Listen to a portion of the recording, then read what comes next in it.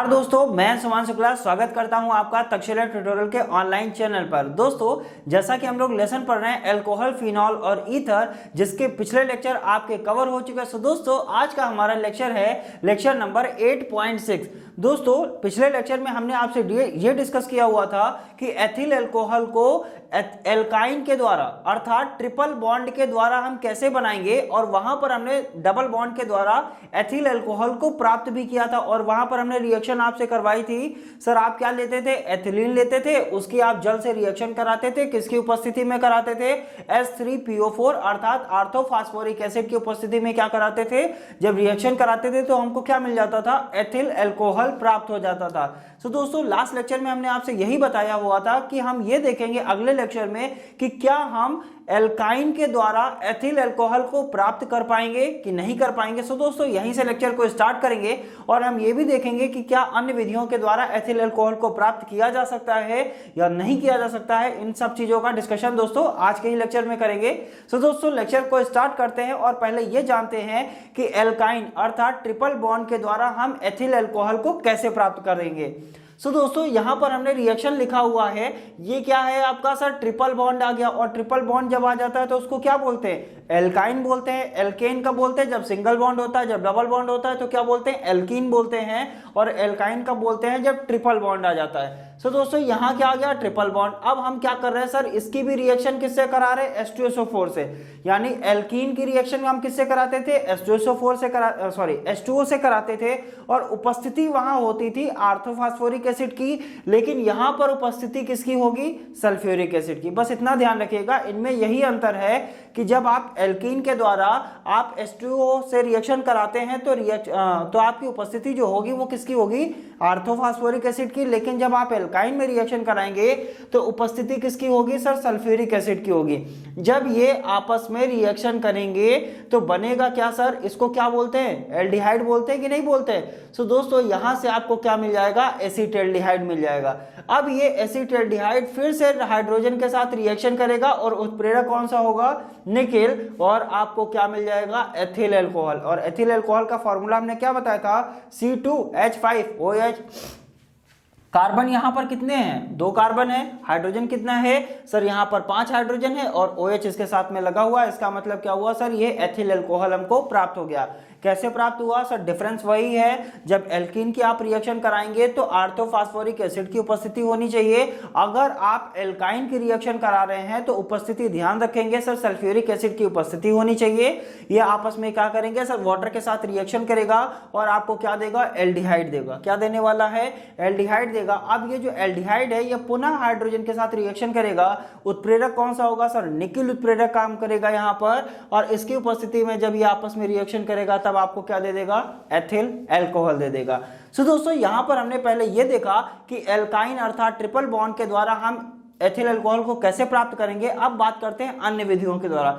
अन्य विधियों में दोस्तों हमने आपसे डिस्कस भी किया था कि स्टार्च युक्त पदार्थों के द्वारा हम क्या करते हैं? एथिल अल्कोहल को प्राप्त करते हैं। और किस क्रिया के द्वारा प्राप्त करते हैं? तो वहां पर हमने क्रिया भी बताई थी सर, किडवन विधि के द्वारा एथिल अल्कोहल का निर्माण किया जाता है। सो दोस्तों, हम पहले ये डिस्कस करेंगे कि किडवन विधि के द्वारा एथिल अल्कोहल का निर्माण कैसे किया जाएगा। उसके बाद हम एक अन्य विधि भी पढ़ेंगे, उसको भी हम आज के ही लेक्चर में फिनिश करेंगे। सो दोस्तों, यहां पर हेडिंग बनी हुई आप देख रहे हैं, किडवन विधि द्वारा एथिल अल्कोहल का निर्माण। एथिल अल्कोहल मतलब C2H5OH। अब इसको हम C2H5OH लिखें या एथिल अल्कोहल लिखें, बात दोस्तों एक ही रहती है। सो दोस्तों, यहां पर हमने क्या लिखा हुआ है? C2H5OH। इट मींस ये क्या लिखा हुआ है? Ethyl alcohol. अब बात करते हैं सर, किडवन विधि के द्वारा जो एथिल अल्कोहल का निर्माण है वो आखिरकार कैसे किया जाएगा। तो लिखा है सर, सीरे से एथिल अल्कोहल यानी C2H5OH। किससे हम बना रहे हैं? किडवन विधि किसमें कराएंगे? सीरा में कराएंगे। और सीरा क्या होता है दोस्तों? जो भी गांव से बिलोंग करते हैं वो समझते होंगे सर, सीरा क्या होता है? गन्ने के रस से क्या बनाई जाती है? शक्कर बनती है। सभी को पता है। फैक्ट्रियों में क्या होता है? सर, गन्ने जाते हैं, उनका रस निकाला जाता है, रस से क्या बनाई जाती है? शक्कर बनाई जाती है। शक्कर बनाने के बाद में वहां पर एक गाढ़ा पदार्थ शेष बच जाता है, उसे ही हम क्या कहते हैं? सीरा कहते हैं। सो दोस्तों, इसको समझते हैं। क्या लिखा है? सीरे से एथिल अल्कोहल हम बनाने वाले हैं और विधि कौन सी हमारी, किडवन विधि। ठीक है, अच्छी बात है। तो लिखा हुआ है सर, सीरा पीले भूरे रंग का चाशनी जैसा गाढ़ा द्रव होता है। और चाशनी से सब लोग परिचित होंगे, रसगुल्ले सबने खाए हैं। रसगुल्ले में क्या होती है, चाशनी होती है। जिस तरीके की चाशनी होती है वैसा ही आपका सीरा भी होता है। और उसका रंग कैसा होता है सर, पीले भूरे रंग का चाशनी जैसा होता है। और कैसा होता है सर, गाढ़ा पदार्थ होता है। तो सीरे के बारे में अभी हमको यह पता चला सर, सीरा जो होता है वो गाढ़ा होता है, चाशनी जैसा होता है, और क्या होता है, वो पीले भूरे रंग का होता है। अब दोस्तों इसके आगे बढ़ते हैं। तो आगे क्या लिखा हुआ है, जो गन्ने के रस से शक्कर के क्रिस्टल पृथक कर लेने पर अक्रिस्टलीय मात्र द्रव के रूप में शेष बचता है। अब दोस्तों सेंटेंस तो हमने पढ़ लिया, लेकिन सर अभी कुछ समझ में नहीं आया। तो चलिए इसको स्टेप बाय स्टेप समझते हैं। पहले सीरा समझा कि क्या होता है, फिर ये जो सीरा होता है लिखा है जो, अर्थात सीरा जो होता है वो गन्ने के रस से शक्कर के क्रिस्टल पृथक कर लेने पर, पहले यहां तक समझिए, जो आपका गन्ने का रस होता है उससे जब आप शक्कर के क्रिस्टल, शक्कर कैसी होती है, क्रिस्टल के फॉर्म में होती कि नहीं होती, गन्ने के रस से जब आप शक्कर के क्रिस्टल को अलग कर लेते हैं, पृथक कर लेने पर, पृथक का मतलब क्या होता है सर, अलग कर लेने पर अक्रिस्टलीय, कैसा होता है, अक्रिस्टलीय मात्र द्रव के रूप में शेष बचता है। अर्थात जो सीरा होता है वो कैसा होता है, अक्रिस्टलीय होता है। और उसका एक नाम और होता है, उसको क्या बोलते हैं, मात्र द्रव भी बोलते हैं। सो दोस्तों पहले यह समझ में आया सीरा क्या होता है, सीरा कैसे होता है। फिर हमें यह पता चला कि गन्ने के रस से पहले हम शक्कर को बनाएंगे, शक्कर बनाने के बाद में जो गाढ़ा पदार्थ बचेगा वो कैसा होगा, अक्रिस्टलीय होगा और मात्र द्रव के रूप में होगा। इसे ही हम क्या कहते हैं, सीरा कहते हैं। अब सीरा तो क्लियर हो गया होगा, बढ़ते हैं आगे की तरफ। लिखा है सीरे में 30% क्या होती है, सुक्रोज होती है। और सुक्रोज का फॉर्मूला पता है, C12H22O11। जब हमने जैवअणु लेसन पढ़ाया था तो वहां पर आपको बताया हुआ था सुक्रोज के बारे में। सीरे में क्या होता है, 30% सुक्रोज होता है और लगभग 32% क्या होती है, आपकी प्रतीप शर्करा होती है। कैसी शर्करा होती है, प्रतीप शर्करा। और इसका भी डिस्कशन हमने किया था। अब चलिए एक बार यहां पर फिर समझ लेते हैं, जो प्रतीप शर्करा होती है ये होती क्या है। तो लिखा है सर, अर्थात जो प्रतीप शर्करा होती है वो ग्लूकोज और फ्रैक्टोज की सम अणुक मात्रा का मिश्रण होता है। यानी एक ऐसा मिश्रण जिसमें ग्लूकोज और फ्रैक्टोज बराबर मात्रा में होते हैं, उसे ही हम क्या कहते हैं, प्रतीप शर्करा कहते हैं। क्वेश्चन बन सकता है सर प्रतीप शर्करा क्या होती है, तो आंसर यही होगा सर, ग्लूकोज और फ्रैक्टोज की सम अणुक मात्रा का जो मिश्रण होता है, यानी ग्लूकोज और फ्रैक्टोज की मात्रा कैसी होनी चाहिए, समान होनी चाहिए, उसे ही हम क्या कहते हैं, प्रतीप शर्करा। तो पहले सीरा क्या होता है समझ में आया। सीरे, गन्ने के रस से हमने क्या बनाया, शक्कर बनाया, शक्कर से क्या मिला, सीरा मिला। सीरे में होता क्या है सर, 30% सुक्रोज होता है और 32% क्या होती है, आपकी प्रतीप शर्करा होती है। अब ये जो शर्करा है ये है क्या, तो हमको ये पता चल गया सर, ग्लूकोज और फ्रैक्टोज की समअणुक मात्रा का मिश्रण जो होता है वो प्रतीप शर्करा होती है। तो लिखा हुआ सीरे में 30% सुक्रोज और लगभग 32% प्रतीप शर्करा उपस्थित होती है। अर्थात इसमें क्या है सर, प्रतीप शर्करा भी होती है और सुक्रोज भी उपस्थित होता है। अतः इसका निर्माण निम्नलिखित पदों में किया जाता है। मतलब सीरे से एथिल अल्कोहल जब हम बनाएंगे तो वो निर्माण इन 4 स्टेप के माध्यम से किया जाएगा। ये 4 पद कौन कौन से हैं, पहले हम क्या करेंगे सर, सीरे का तनुकरण करेंगे। पहले हम क्या करेंगे, सीरे का तनुकरण करेंगे, उसके बाद में उसका एल्कोहलिक किण्वन करेंगे, उसके बाद में उसका आसवन करेंगे और फिर उसका क्या करेंगे, परिशोधन करेंगे। और तब हमको क्या मिलेगा सर, हमको प्राप्त हो जाएगा एथिल अल्कोहल। और किस विधि के द्वारा प्राप्त होगा, किण्वन विधि के द्वारा। सो दोस्तों यहां से सीरा क्या होता है, सीरे से हम किण्वन कराएंगे, किण्वन से हम एथिल अल्कोहल बनाएंगे। कितने स्टेप होते हैं, 4 स्टेप। पहले सीरे को क्या करेंगे, तनु करेंगे, फिर उसका एल्कोहलिक किण्वन कराएंगे, फिर उसका आसवन कराएंगे, फिर उसका क्या कराएंगे, परिशोधन कराएंगे। सो दोस्तों बढ़ते हैं आगे की तरफ और इन चारों स्टेप को हम लोग बारी बारी से देखते हैं आखिरकार इनमें क्या होगा। दोस्तों डिस्कस करते हैं। जैसा कि अभी हमने आपसे डिस्कस किया हुआ है, यहाँ पर 4 स्टेप होते हैं। 4 स्टेप में हम क्या करेंगे, एथिल अल्कोहल को बनाएंगे। ये 4 स्टेप क्या होते हैं, इनमें कैसे एथिल अल्कोहल को बनाया जाएगा, इसका डिस्कशन हम करने वाले हैं। सो दोस्तों पहला स्टेप हमारा होता है सीरे का तनुकरण करना, दूसरा स्टेप होता है अल्कोहलिक किण्वन करना, और तीसरा स्टेप होता है सर आसवन करना, और चौथा स्टेप होता है परिशोधन करना। अब दोस्तों बारी बारी से इनको समझते हैं। सो दोस्तों यहाँ पर लिखा हुआ है सीरे का तनुकरण, यानी तनु का मतलब क्या होता है, पतला करना। हमने क्या कहा सर, जो सीरा होता है वो चाशनी जैसा गाढ़ा द्रव होता है। कोई भी चीज गाढ़े को अगर पतला करना है तो आपको उसमें क्या मिलाना पड़ेगा, जल मिलाना पड़ेगा। अब कोई भी चीज अगर गाढ़ी है तो इसका मतलब उसके अंदर सुक्रोज की मात्रा उपस्थित है, तभी तो वो गाढ़ी है। तो दोस्तों यही लिखा हुआ है, सीरे को जल के द्वारा तनु करके उसमें शर्करा की सांद्रता को कम करते हैं। शर्करा मतलब सुक्रोज, सीरा जो होता है गाढ़ा होता है, सीरा में क्या मिलाएंगे, जल के द्वारा उसको क्या करेंगे, तनु करेंगे। जल के द्वारा हम सीरे को क्या करते हैं सर, तनु करते हैं। तनु करेंगे तो उससे होगा क्या सर, उससे जो उसमें शर्करा की मात्रा होती है या जो शर्करा की जो सांद्रता होती है वो क्या हो जाती है, कम हो जाती है। सिंपल सी बात है, जो सीरा होगा उसको पहले तनु करना है, तनु करने के लिए उसमें आप क्या मिलाइए, जल मिलाइए। जब आप जल मिलाएंगे तो जो शर्करा की जो या सुक्रोज की जो सांद्रता होती है वो क्या हो जाएगी, वो सांद्रता उसकी कम हो जाएगी। सो दोस्तों जब सांद्रता कम हो जाती है तो उससे होगा क्या, फिर लिखा है फिर विलयन को H2SO4 के द्वारा क्या करते हैं, अम्लीय करते हैं। फिर आपने जब जल मिला के उसको तनु कर दिया, फिर आप उसमें क्या करेंगे, H2SO4 यानी सल्फ्यूरिक एसिड मिलाएंगे, जिससे विलयन आपका कैसा हो जाएगा, अम्लीय हो जाएगा। फिर जो अम्लीय विलयन है उसमें आपको क्या मिलाना है, तो लिखा है सर उसमें NH4 का होल ट्वाइस इंटू SO4 डालते हैं। NH4 whole twice into SO4 को क्या बोलेंगे, अमोनियम सल्फेट। अर्थात सीरे को तनु करना है, सीरा लीजिए, पहले आप उसमें पानी डालिए, पानी डालेंगे तो उसमें जो शर्करा होती है उसकी सांद्रता क्या हो जाएगी, कम हो जाएगी। क्यों हो जाएगी, क्योंकि वहां पर सीरा जो हो गया अब कैसा हो गया, तनु हो गया। जब वो तनु हुआ तब आपने उसमें क्या मिलाया सर, आपने उसमें मिला दिया सल्फ्यूरिक एसिड। जैसे ही सल्फ्यूरिक एसिड आपने मिलाया तुरंत वो कैसा हो गया, अम्लीय हो गया। अब अम्लीय होने के बाद में आपने उसमें क्या मिला दिया सर, अमोनियम सल्फेट मिला दिया। ये प्रोसेस क्या है, पहले स्टेप की। सेकंड स्टेप क्या कहता है, तो सेकंड स्टेप है सर अल्कोहलिक किण्वन। क्या होता है अल्कोहलिक किण्वन, लिखा हुआ है तनु विलयन को, यानी यहां से जो विलयन आपने तनु विलयन जो प्राप्त किया है और उसमें जो NH4 का होल ट्वाइस इंटू SO4 डाला है वही विलयन तो लेकर आए हैं।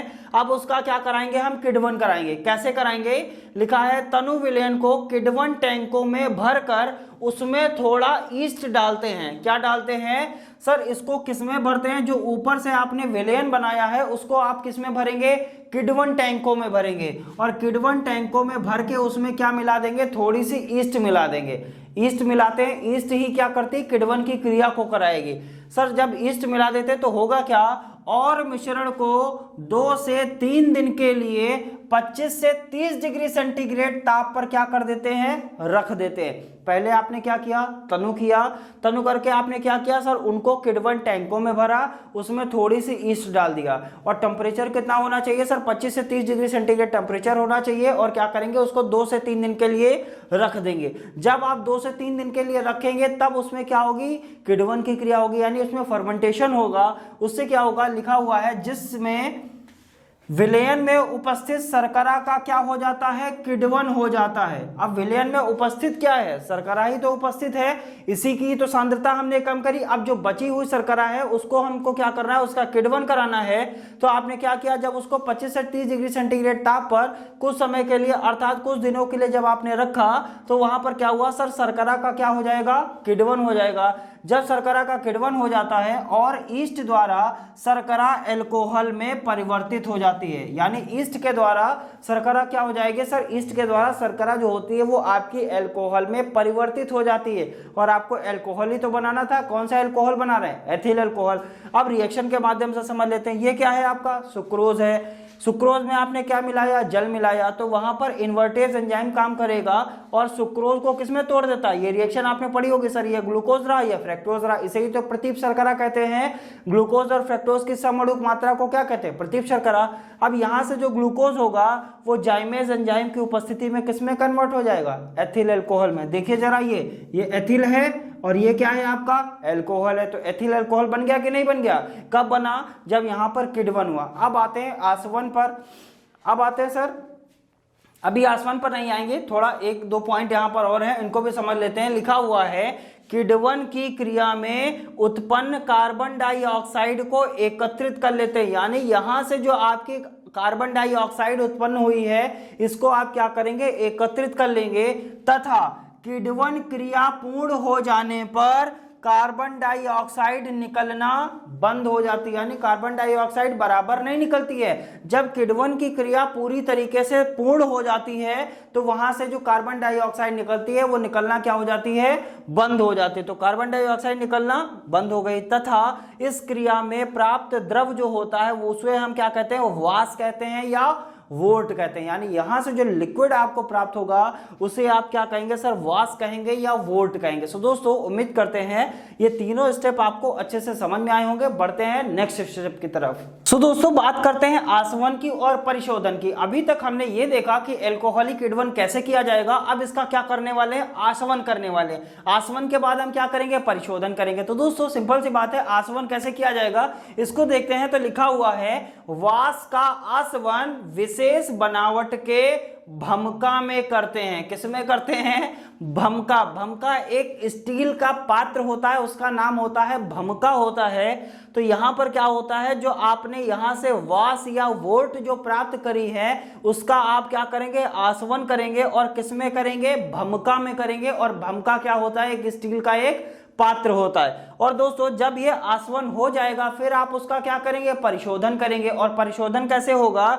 लिखा हुआ है उपरोक्त विधि से प्राप्त विलयन का शोधन प्रभाजी आसवन विधि द्वारा किया जाता है। किस विधि के द्वारा करते हैं? प्रभाजी आसवन विधि के द्वारा इसका क्या किया जाएगा? परिशोधन, अर्थात इसका क्या करा जाएगा?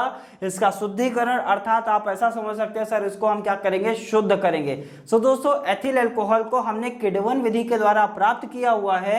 उम्मीद करते हैं ये पूरी विधि आपको समझ में आई होगी। जो भी हमने यहाँ पर डिस्कस किया है इसका और भी डिटेल नोट आपको कहाँ मिल जाएगा? नोट्स में मिल जाएगा, जैसा हम हर वीडियो में बताते हैं। इस वीडियो में भी आपको बता रहे हैं कि यहाँ पर जितनी भी चीजें डिस्कस करी जाती हैं उन चीजों के आपको डिटेल नोट्स मिल जाते हैं। और वो डिटेल नोट्स आपको कहाँ मिलते हैं? डिस्क्रिप्शन बॉक्स में नीचे लिंक दिया जाता है, लिंक पर जाते हैं, क्लिक करते हैं, पीडीएफ को डाउनलोड करते हैं और पढ़ाई जरूर करते हैं। सो दोस्तों पढ़ते रहिएगा।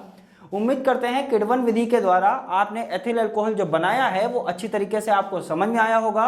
बढ़ते हैं आगे की तरफ और देखते हैं क्या स्टार्च के द्वारा हम एथिल अल्कोहल को बना पाएंगे कि नहीं बना पाएंगे, इसका भी डिस्कशन हम करते हैं। सो दोस्तों इसको हटाते हैं और बढ़ते हैं स्टार्च की तरफ। सो दोस्तों बात करते हैं स्टार्च युक्त पदार्थों के द्वारा हम एथिल अल्कोहल को कैसे बनाएंगे, इसकी भी कुछ विधियां होती हैं। सो दोस्तों लिखा गया है स्टार्च से एथिल अल्कोहल, यानी स्टार्च से एथिल अल्कोहल को कैसे बनाया जाएगा इसका हम डिस्कशन करने वाले हैं। स्टार्च से एथिल अल्कोहल के निर्माण में गेहूं, चावल, जौ, आलू, मक्का आदि का उपयोग किया जाता है। अर्थात इसका मतलब क्या होगा सर? गेहूं में क्या पाई जाती है? स्टार्च होती है, आलू में होती है, चावल में होती है, जौ में होती है, मक्का में होती है, अन्य पदार्थों में क्या होती है? स्टार्च होती है। इनके द्वारा भी एथिल अल्कोहल का निर्माण किया जाता है क्योंकि इनमें क्या पाई जाती है? स्टार्च पाई जाती है। अब दोस्तों बात करते हैं, यहां तक तो समझ में आ गया कि स्टार्च से एथिल अल्कोहल बनाते हैं। अब हमको यह भी समझ में आ गया स्टार्च किसमें होती है? गेहूं, चावल, जौ, मक्का, इनमें क्या होती है? स्टार्च होती है। इसके द्वारा हम क्या करते हैं? एथिल अल्कोहल का निर्माण करते हैं। लेकिन किन विधियों के द्वारा करेंगे?